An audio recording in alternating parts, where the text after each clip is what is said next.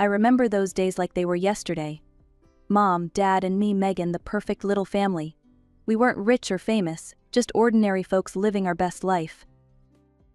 Dad worked as an accountant, always buried in numbers, but he'd light up when he got home. Mom was a teacher, spreading knowledge and kindness wherever she went. We'd spend weekends exploring the country, piling into our beat-up station wagon and hitting the road. Dad would blast his favorite oldies, and Mom would sing along, terribly off-key but not caring one bit. I'd sit in the back, rolling my eyes but secretly loving every minute of it. Those road trips were the best. We'd stop at dingy diners, ordering greasy burgers and sharing a giant milkshake. Mom would always steal my fries, claiming, "I'm just testing them for poison, sweetie." When we weren't traveling, we'd hit up the local mall. I'd drag them from store to store, trying on ridiculous outfits and begging for the latest toys. Mom was the voice of reason, but Dad was a softie. He'd slip me a few extra bucks when Mom wasn't looking, whispering, "Our little secret, Meggie." Friday nights were pizza nights. We'd order in, sprawl out on the living room floor, and watch cheesy movies. Dad would try to explain the plots, Mom would shush him, and I'd stuff my face with pepperoni, not caring about anything but the moment. I was 11 when Mom started feeling tired all the time. At first, we didn't think much of it. Teaching is exhausting after all. But then came the doctor visits, the worried whispers, the hushed phone calls. I didn't understand what was happening. Nobody told me anything, but I could feel the change in the air. The laughter became less frequent, the road trips stopped, and pizza nights were replaced with quiet, tense dinners. One night, I overheard Dad on the phone, his voice cracking as he spoke. "The treatments aren't working, Mike. I don't know what we're going to do." That's when I knew. Something was very wrong with Mom, and our perfect little world was about to shatter. I wish I could go back to those happy days, freeze time, and stay in that bubble of blissful ignorance forever, but life doesn't work that way. The storm was coming, and there was nothing I could do to stop it. For now, I close my eyes and try to remember the good times. The smell of Mom's perfume, the sound of Dad's laughter, the taste of Friday night pizza. Those memories are all I have left of the life I once knew, the life I desperately wish I could return to. It happened on a Tuesday. I remember because it was pizza night, but there was no pizza, no laughter, no Mom. Just silence and the horrible beeping of hospital machines. "Megan," sweetie, Dad said, his voice cracking. "Mom, she's gone." Just like that, my world collapsed. Mom, my rock, my best friend, was gone. I couldn't breathe, couldn't think. I just stood there, numb, as Dad hugged me, his tears soaking my hair. The next few weeks were a blur of black clothes, hushed voices, and casseroles I couldn't bring myself to eat. I kept expecting Mom to walk through the door, to tell me it was all a bad dream. But she never did. Then, about 6 months after we lost Mom, something changed. Dad started going out more. I thought he was getting better, until I saw her. She was tall, blonde, and nothing like Mom. Her name was Karen, and she had a smile that didn't quite reach her eyes. "Megan, this is Karen," Dad said, looking nervous. "We've been seeing each other." I couldn't believe it. Mom wasn't even cold in her grave, and he was already replacing her. Karen bent down, her face inches from mine. "Hi, Megan. I've heard so much about you." When Dad wasn't looking, Karen's smile dropped. Her eyes turned cold, calculating. In that moment I knew. This woman was trouble. Over the next few weeks, Karen was everywhere. She'd come over for dinner, watch TV with us, even try to help me with homework. But the moment Dad's back was turned, the mask would slip. "Listen, kid," she hissed one day when we were alone. "I'm here to stay. Don't get any ideas about messing this up for me." I tried to tell Dad, I really did, but he just shook his head. "Megan, I know this is hard for you, but Karen's a good person. You're just jealous. Maybe we should get you to talk to someone." Jealous? I couldn't believe it. My own father thought I was making this up. Before I knew it, I was sitting in a therapist's office, being told I had adjustment issues and difficulty with change. Karen had somehow convinced everyone, Dad, our relatives, even the neighbors, that I was troubled. Poor Megan, I'd overhear her saying on the phone. She's having such a hard time. There are mental problems. We're getting her the help she needs." Then came the bombshell. A year and a half after Mom died, Dad dropped the news. "Megan, Karen and I, we're getting married. We thought it'd be best if you spent the summer at camp. Give you some time to adjust." But I knew the truth. They were shipping me off so I wouldn't ruin their perfect day with my sour face, as Karen put it. I left for camp with a heavy heart, knowing that when I returned, everything would be different. My home wouldn't be mine anymore. My family was changing, and there was nothing I could do about it. I returned from camp with a knot in my stomach. The house looked the same from the outside, but as soon as I stepped through the door, I knew everything had changed. "Welcome home," Megan, Karen said, her smile not reaching her eyes. "We need to talk about room arrangements. With the baby coming, we'll need to make some changes." My head spun. "Baby? What baby?" Dad's face lit up. "That's right, you don't know. Karen's pregnant, you're going to be a big sister." Karen led me upstairs, chattering about nursery colors and baby names. We stopped at my room, or what used to be my room. "We've started converting this into the nursery," Karen said, pushing open the door. My heart sank. My posters were gone, replaced by pastel wallpaper. My desk had vanished, a crib standing in its place. "Where's my stuff?" I managed to choke out. Karen waved dismissively. "Oh, we moved you to the guest room. It's cozier anyway." The guest room was barely bigger than a closet. My things were piled haphazardly on the bed, some boxes still sealed. "This is temporary, right?" I asked, looking at Dad. He wouldn't meet my eyes. "Well, Meggie, with the new baby." I got the message. I was being pushed out, replaced. The next few months were a blur of doctor's appointments, baby showers, and me trying to make myself as small as possible. Karen's belly grew, and with it, her control over our lives. Then, one crisp fall morning, my little brother was born. Despite everything, when I held him for the first time, I felt a surge of love. For a moment I thought maybe things would get better. But Karen had other plans. "Careful, Megan," she'd say, snatching him away. "You might drop him. Or he's sleeping now. Maybe you can see him later." There was always an excuse, always a reason why I couldn't spend time with my brother. Dad was too busy with work and the new baby to notice. Years passed. I threw myself into school, counting down the days until I could leave for college. My brother grew into a sweet, curious kid, but Karen made sure our interactions were limited. Finally, my senior year arrived. One night I overheard Karen and Dad arguing. "She needs to learn responsibility," Karen insisted. "A job right out of high school would do her good." Dad's voice was firm. "No, Sarah wanted her to go to college. We set aside money for it. Megan's going." I'd never been so grateful for my dad standing up for me. When my acceptance letter came, I cried with relief. I was getting out. I was going to start my own life, away from Karen's manipulations. On move-in day, Dad helped me pack the car. Karen and my brother stayed home. "I'm proud of you," Meggie, Dad said, hugging me goodbye. "Your mom would be too." As I drove away, watching my childhood home disappear in the rearview mirror, I felt a mix of sadness and hope. I was leaving behind the only home I'd known, and the little brother I never really got to know. But I was also driving towards freedom, towards a future where I could be myself without Karen's shadow looming over me. College was like a breath of fresh air after years of suffocation. I threw myself into my studies, determined to make something of myself. Advertising became my passion, a world where creativity met strategy, and I could finally express myself freely. But even as I reveled in my newfound independence, there was always a nagging ache in my heart. My little brother, barely 6 when I left, was growing up without me. During rare visits home, I'd catch glimpses of the amazing kid he was becoming. "Megan, look what I drew," he'd exclaim, showing me his latest masterpiece. I'd ruffle his hair, cherishing these brief moments. "It's awesome, buddy, you're quite the artist." Karen would inevitably interrupt, whisking him away for some urgent task or another.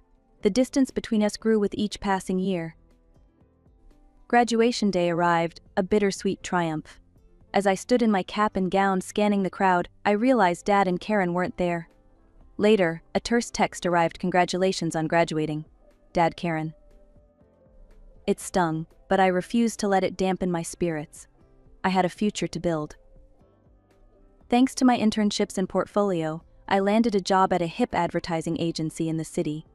Grandma Mom's mom and my guardian angel helped me secure a tiny but cozy apartment.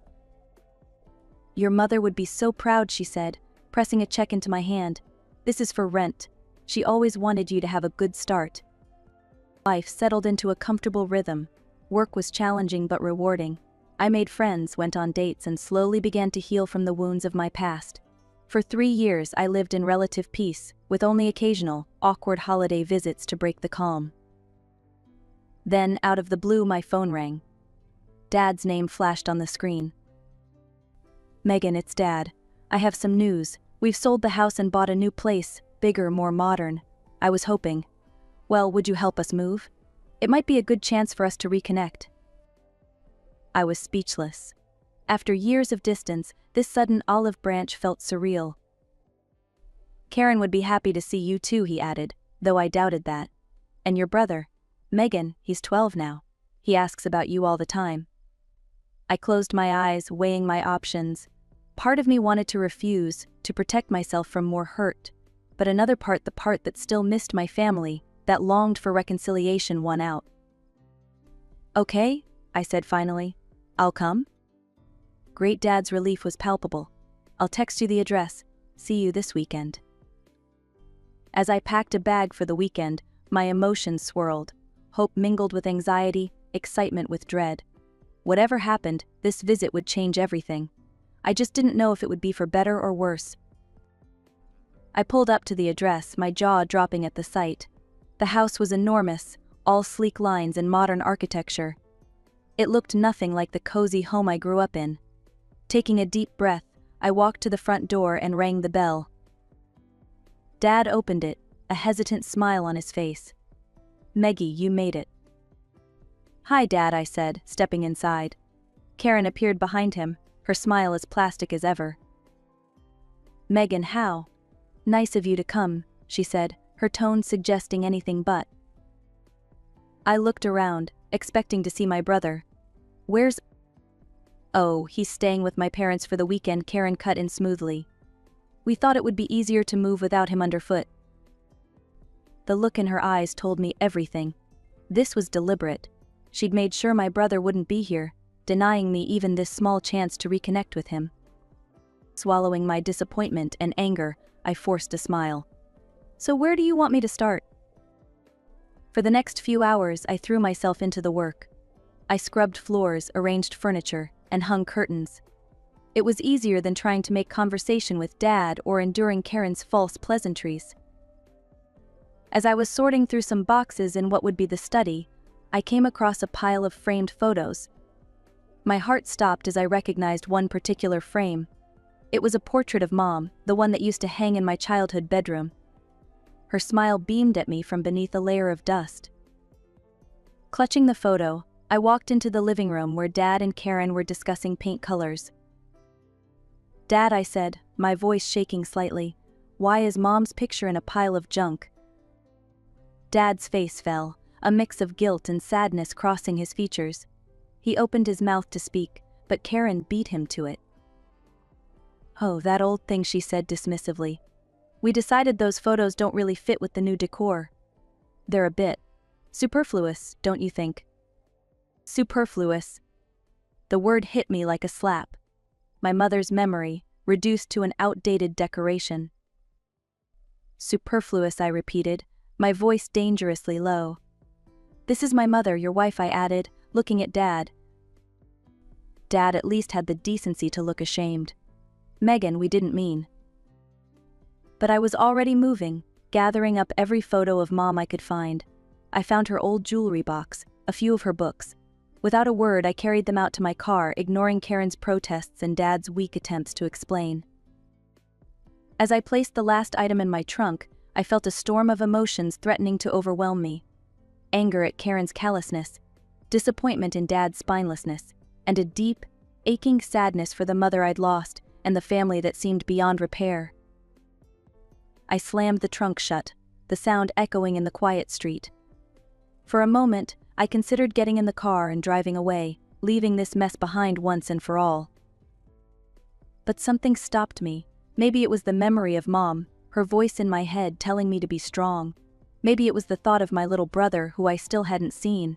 Or maybe it was just sheer stubbornness, refusing to let Karen win. Whatever it was, I found myself walking back into the house. Karen was nowhere to be seen, probably hiding to avoid confrontation. Dad stood in the hallway looking lost, so I went back to cleaning, trying not to think about Dad's betrayal. As I was about to leave, Dad caught my arm. "Megan, wait. There's something else." I turned, eyebrow raised. "What now?" He shifted uncomfortably. "We're having a housewarming party in a few days. We would really appreciate your help." Before I could respond, Karen swooped in, her voice dripping with false sweetness. "Oh yes, Megan, we could really use your assistance. Perhaps you could handle the catering? I'll take care of the cleaning, invitations, and overall organization." I opened my mouth to refuse, but Dad jumped in. "Please, Meggie, all our relatives and friends will be there. We can't manage without you." His pleading eyes wore me down. Despite everything, a small part of me still wanted to make him happy. "Fine," I sighed. "I'll help with the food, I'll even pay for it myself." Karen's smile widened. "Wonderful. We're thinking of an Italian theme. To christen the new kitchen." I nodded, an idea forming. "Actually, I know the best Italian restaurant. I'll order from there. Quality guaranteed." Oh, Karen's eyes narrowed slightly. "What's the name of this restaurant?" Bella Notte replied, watching her carefully. She nodded, looking satisfied. "Sounds perfect. We'll leave it in your capable hands then." As I drove home, I couldn't shake the feeling that something was off. Karen's sudden agreeableness was suspicious. But I pushed the thought aside, focusing on the task at hand. Over the next few days, I threw myself into planning the perfect menu. I called my friend Maria, owner of Bella Notte. "Megan, it's been too long," she answered cheerfully. "Hey Maria, I need a favor. My dad's having a housewarming party, and I'm in charge of food. Think you can help me out?" "For you? Anything. What are you thinking?" We spent an hour crafting the perfect Italian spread. Antipasti platters, handmade pastas, tiramisu for dessert, the works. I spared no expense, wanting to prove I could handle this responsibility. After finalizing the order, I felt a mix of anticipation and nervousness. Despite everything, a small part of me hoped this party might be a turning point. Maybe, just maybe, we could start to heal our fractured family. The next week dragged by slowly. I kept myself busy with work, but my mind often wandered to the upcoming party. I checked and double-checked the order, making sure everything was perfect. The day before the housewarming party, my phone rang. It was Maria from Bella Notte. "Hey Megan, I'm a bit confused. Your stepmother called yesterday and asked to move the food delivery to today. Did the party date change?" My heart sank. "What? No, it's supposed to be tomorrow." Oh, Maria sounded worried. "Well, I wanted to double-check with you before making any changes." I thanked her, my mind racing. After hanging up, I immediately called Karen, my suspicions on high alert. "Hi Karen, just wanted to confirm the party details for tomorrow," I said, keeping my voice neutral. "Oh yes, everything's set for tomorrow at 7 p.m, she replied smoothly. "We're looking forward to it." I thanked her and ended the call, my hands shaking with anger and disbelief. It was clear now Karen had tried to change the delivery date behind my back. She wanted me to miss the party entirely. Taking a deep breath, I called Maria back. "Hey, it's me again. I need to cancel the order," I said, my voice tight. "Cancel? But Megan, are you sure? It's a lot of food and it's all paid for." "I know. Keep the payment, consider it a gift. Use the food for the restaurant if you can." After hanging up, I sat in stunned silence. The betrayal stung, but a part of me wasn't surprised. This was classic Karen, always finding new ways to push me out. The same evening, curiosity got the better of me. I opened my social media and saw my cousin was live streaming from the party. There it was, the housewarming in full swing, happening right now, a day early. I watched, a mix of hurt and anger building inside me, as Karen showed off the new house. She preened for the camera, pointing out design features and accepting compliments from guests. Suddenly a voice off camera asked, "Where's Megan? I thought she'd be here." Karen's face changed, a look of false concern replacing her smile. "Oh, you know Megan, she's always been a bit unsociable. Some mental health issues, poor dear. She said she couldn't make it." I felt like I'd been punched in the gut. Mental health issues? Unsociable? The lies flowed so easily from her lips. Karen quickly changed the subject, steering the conversation back to the house. "Now, who's ready for some amazing Italian food? It should be here any minute." The guests cheered, and Karen beamed at the camera. Half an hour passed, and I could see the guests starting to look restless. Karen's smile became strained as she kept assuring everyone the food would arrive any minute now.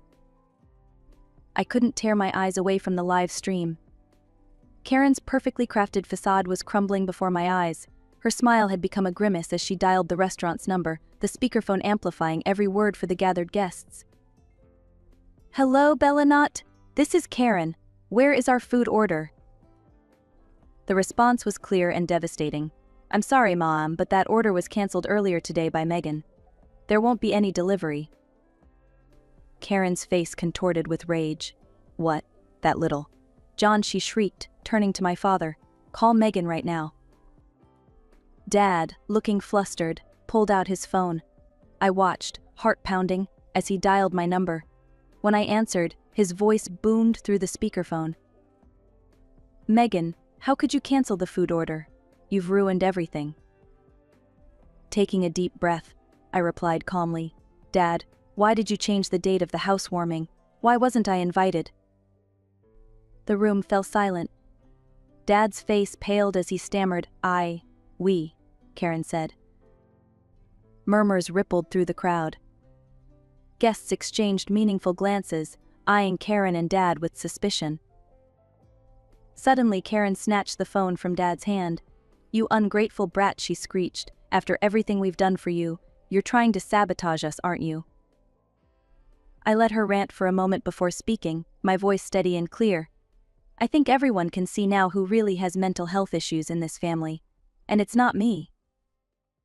Karen's hysterical shouting filled the room, but I could see the damage was done.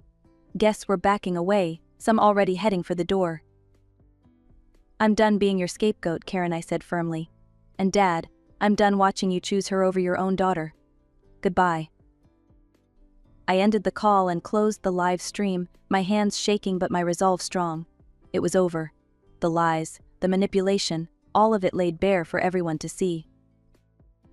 In the days that followed, I ignored the barrage of calls and messages from Dad and other family members. I needed time to process, to heal. A week later, Dad showed up at my apartment. He looked haggard, his eyes red-rimmed. "Megan, I'm so sorry," he began. "I've been blind.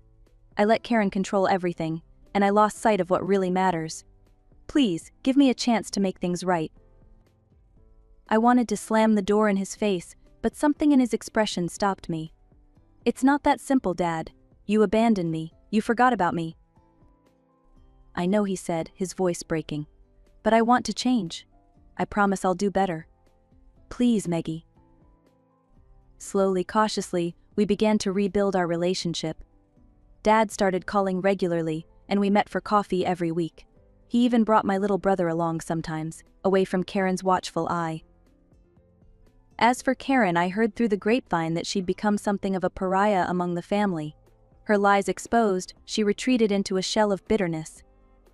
Months passed, and life settled into a new rhythm.